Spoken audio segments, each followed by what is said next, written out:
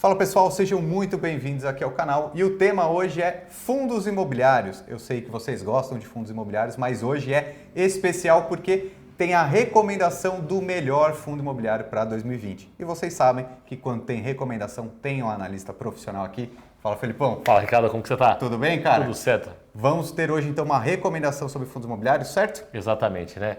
Entre todos os fundos do mercado, eu separei do setor que eu mais gosto, o fundo que eu mais gosto. Então, escolhi um fundo especialmente para os investidores, para aproveitar muito esse ano de 2020. Então, tem uma recomendação, é boa e vamos lá. Muito bem, então a gente vai falar também sobre questão de risco, retorno, cenário dos fundos imobiliários, tem muita coisa boa para você assistir aqui com a gente. Inclusive, o Felipão vai falar qual que é esse fundo imobiliário que ele está recomendando, mas todos os detalhes, a recomendação completa e assinada vai estar no link aqui na descrição, que tem um relatório, é gratuito, você pode fazer um download, certo? Exatamente, o relatório está bem completo, tem tudo, fala um pouquinho do panorama que a gente está passando, da economia, dos setores que se beneficiam nesse momento, do setor imobiliário que passa por uma retomada muito forte, né? A gente já consegue ver isso na vida real, tem tudo lá, o yield esperado e até que preço comprar, que é o mais importante. Ah, né? isso daí é bom também, não é só uma recomendação de que gosto desse fundo, né? Tem o preço, porque o preço ele importa. Exatamente, não adianta comprar um bom fundo com excelente perspectiva se você pagar muito caro por isso. Exatamente. Aí você não tem o potencial de retorno que você deveria e aí não vale a pena.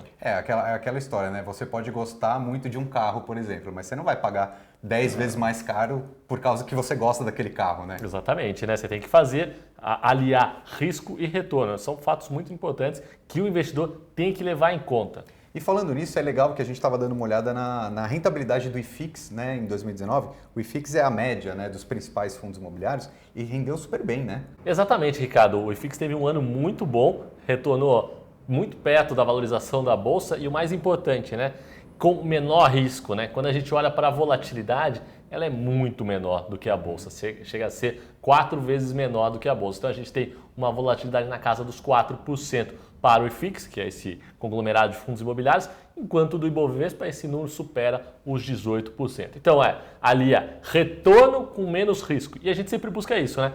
Como eu posso ter mais retorno com menos risco? E os fundos imobiliários mostram que isso é possível e é muito bom. É um ativo muito interessante, né? Que ele tem um alto potencial de rentabilidade, ali a segurança, também tem os dividendos mensais, né? E essa questão do risco ela é muito legal, né? Porque se você tem um risco na bolsa que pode subir muito, pode cair muito, e está com um rendimento similar de um outro ativo, que é o fundo imobiliário, né, que tem muito menos risco. Então, a rentabilidade parecida e muito menos risco. Né? Exatamente, né? Muita gente acaba olhando só para a rentabilidade, né? E só olhar para a rentabilidade não nos diz nada, né? Não adianta ter um potencial de valorização muito grande se tem um potencial para cair da mesma proporção. Então, não fecha a conta. A gente tem que sempre escolher potencial de valorização com o risco menor possível, né? Sempre maximizando o retorno e minimizando o risco. Então, isso é muito importante. Muito bom. E 2018 eu acho que foi um ano que ficou muito marcado nos fundos imobiliários de rentabilidade, acho que na parte de lajes corporativas. Exatamente, né? É o que eu tenho falado há tempos, né? Desde a primeira vez que eu vim no seu canal. O setor de lajes corporativas em 2018, 2019 foi marcado por muita valorização, principalmente os imóveis bem selecionados, bem localizados, isso faz uma grande diferença. E essa foi a primeira onda que a gente teve dos fundos de lajes corporativas. Lajes corporativas basicamente são escritórios, né? Então, é um prédio, na verdade, aluga para alguém esse prédio. Então, no fim do dia, é basicamente isso. E a gente vê, né, o que acontece. Esse setor tem uma dinâmica diferente, principalmente em São Paulo. São Paulo tem uma economia muito ligada ao setor financeiro, ao setor de serviços, que responde mais rápido. Tanto na crise quanto na volta. A gente viu isso quando teve a crise e na volta também. O que aconteceu? Muitas empresas crescendo, aumentando a operação, só que os prédios continuaram iguais. Demora muito para construir um prédio, né? Licença, prefeitura, alvará, habite-se. Então é um longo processo que demora 3, 4 anos, pode chegar a esse tempo. O que acontece? Voltou a demanda, mas a oferta não voltou. Você viu uma valorização dos preços. Valorizou. Então isso faz com que haja uma pressão sobre o preço do aluguel e também pelo metro quadrado. E foi o que a gente viu, né? Quem estava posicionado nesse tipo de fundo aproveitou muito bem esse ano de 2018 e 2019. E é o que eu tenho falado, desde o primeiro encontro que a gente veio aqui, essa era uma primeira onda de valorização. As lajes corporativas principalmente as mais bem localizadas. E agora tem a segunda e a terceira onda, né? A terceira está um pouquinho longe ainda, mas a segunda já começou a acontecer. Então vamos lá. 2018, 2019, deu para ganhar muito dinheiro com as lajes, certo? Exatamente. E agora esse segundo ciclo, essa virada, 2019, final de 2019, 2020, o que você está enxergando aí? Exatamente, né? Esse setor que eu mais gosto, que consegue alocar tanto retorno com baixo risco, é o setor de logística. A gente vê um pouco da mudança do perfil de consumo brasileiro, né? O varejo eletrônico está cada dia mais presente na vida das pessoas.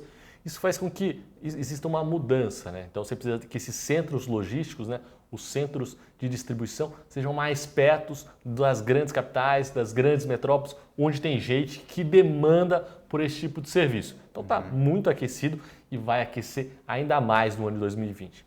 Além disso, tem a questão da infraestrutura, né? Então a gente tem muita coisa para acontecer, privatizações, concessões, isso acaba fomentando esse mercado. Um mercado que ainda é um pouco ultrapassado, então os galpões logísticos que existem, principalmente os que ficam fora de fundos imobiliários, são bem antigos, né? Não são modernos, né? Esses novos centros de distribuição, esses centros logísticos são ultramodernos, isso facilita muito e tem uma demanda por mais qualidade. Então, 2020 vai ser um ano marcado pelos fundos logísticos. Então, eu gosto muito desse setor que consegue juntar potencial de valorização com baixo risco. Esse é um fato muito importante que sempre tem que ser levado em consideração pelos investidores. Muito bem, então, Fernão, fala pra gente qual que é a recomendação. Então, a recomendação entre todos os fundos logísticos que existem no mercado é o XP-LG11. O fundo é gerido pela XP, tem uma estrutura muito legal, né? Ele fez uma subscrição há pouco tempo, não Exatamente, ele fez uma nova emissão de cotas e esse é o fato mais importante. Antes, ele tinha uma gestão mais passiva, tinha uma série de imóveis, todos bem planejados, mas desde o princípio lá, não tinha uma gestão ativa. No entanto, com essa nova emissão, ele mudou o perfil dele. Ele tem uma gestão mais ativa agora. Então, ele está em busca de grandes oportunidades, fez algumas compras recentemente, compras boas que mostram um novo perfil, uma nova gestão que faz toda a diferença nesse momento. Legal, então essas novas aquisições, você detalhou também nesse relatório, todas as explicações do porquê dessa recomendação. Está tudo no link aqui na descrição. Exatamente, certo? Tem tudo no relatório, está bem completo, todos os imóveis, os tipos de contrato desses imóveis são muito importantes, você analisar a estrutura jurídica desse fundo, isso faz toda a diferença. E um preço justo também. E o preço justo também, né? Então, até que preço entrar acima do preço que eu deixei lá, não recomendo entrar, o potencial de valorização fica muito pequeno e não vale a pena. O yield esperado, né? Ou seja, aquele retorno em função do preço da cota, é de 6,5% para os próximos 12 meses. Legal. Acima do CDI. E lembrando que esse retorno é isento de imposto. Então isso já faz uma grande diferença. Bem interessante. Então a gente tem um potencial ali de uns dividendos interessantes e também um potencial